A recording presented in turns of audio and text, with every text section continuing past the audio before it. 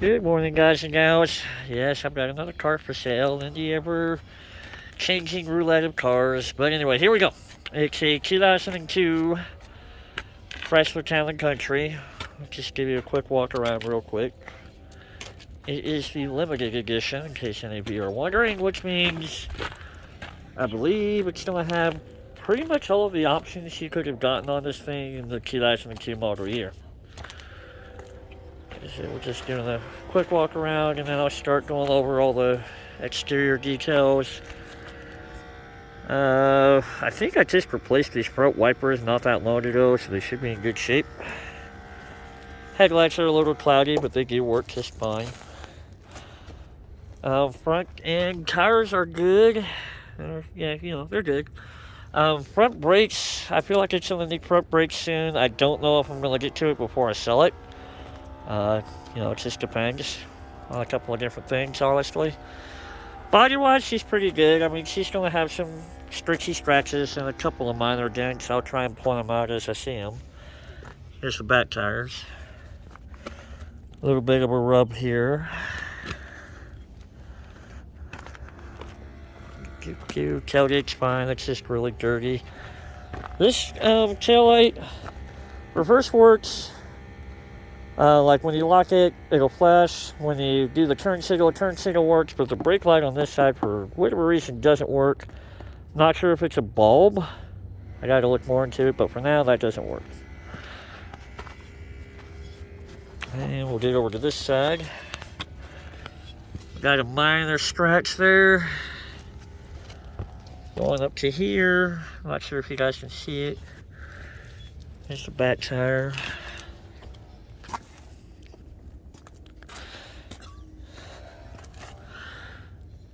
And there's that tire for you guys. And I've got minor dent here, scratch there, minor dent right there. We'll come back here. Try not to twist my ankle. Alright, here's the back. So on the hatch, these struts are wearing out. On a cold morning, they won't hold this hatch up.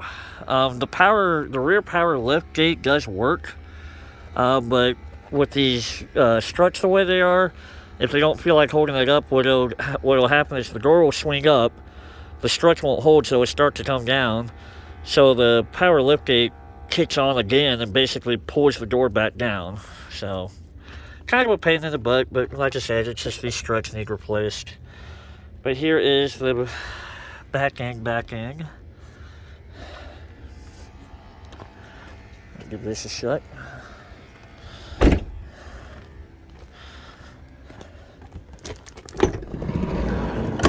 It does have the power side doors. That door works when it wants to, basically. This door, I think, pretty much works almost all the time. They do both open and close manually just fine, no problems. It's just, like I said, the power function, it's hit and miss on that door for sure. But here are the seats. They are leather. This is, I believe, a blue interior. And they do have the little pop-out cup holders. Yeah, here they are. So there's that for your cup holder options. These seats do fold down, come out, all that fun stuff if you need them to.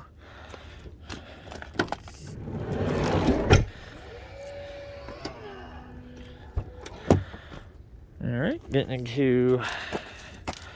I'll actually show you guys the engine before I start it up. Getting some work done on my house real quick, so don't mind the occasional noises over there.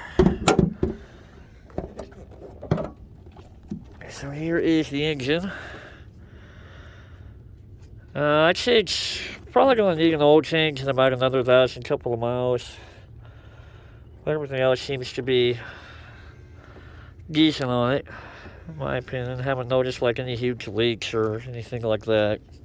So there's that for you.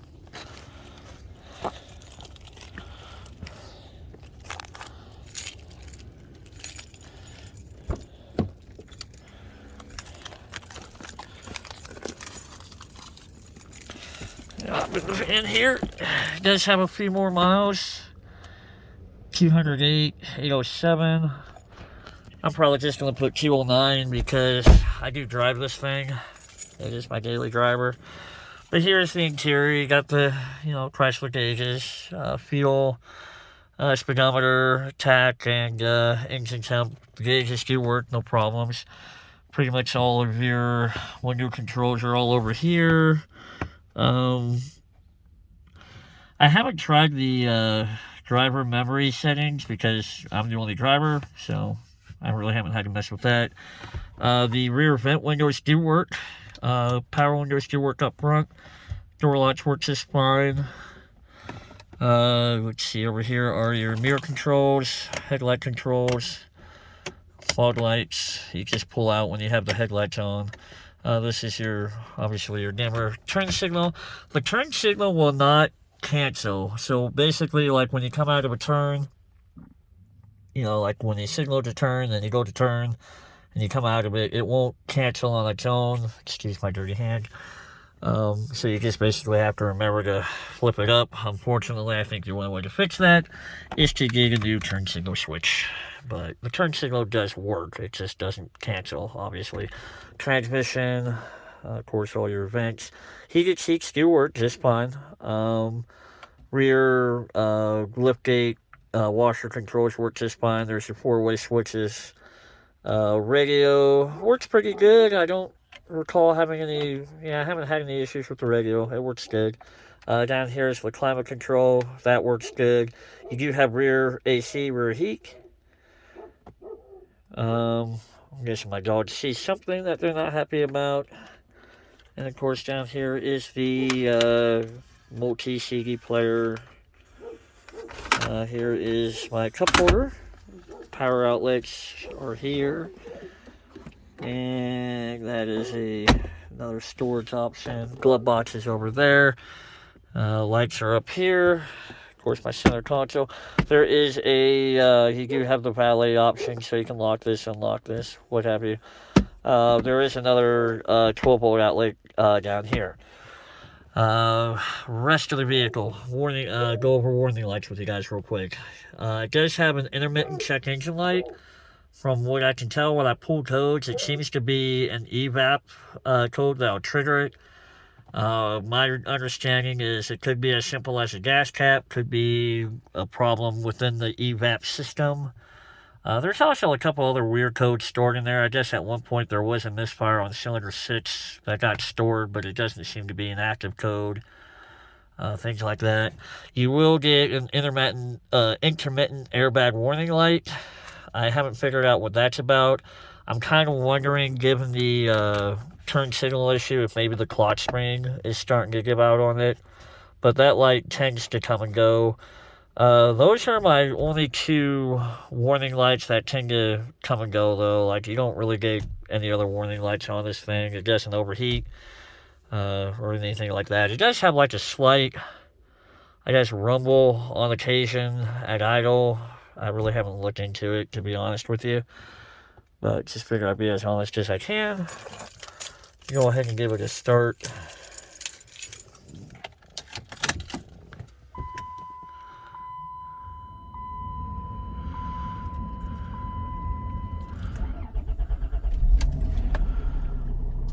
There's that for you.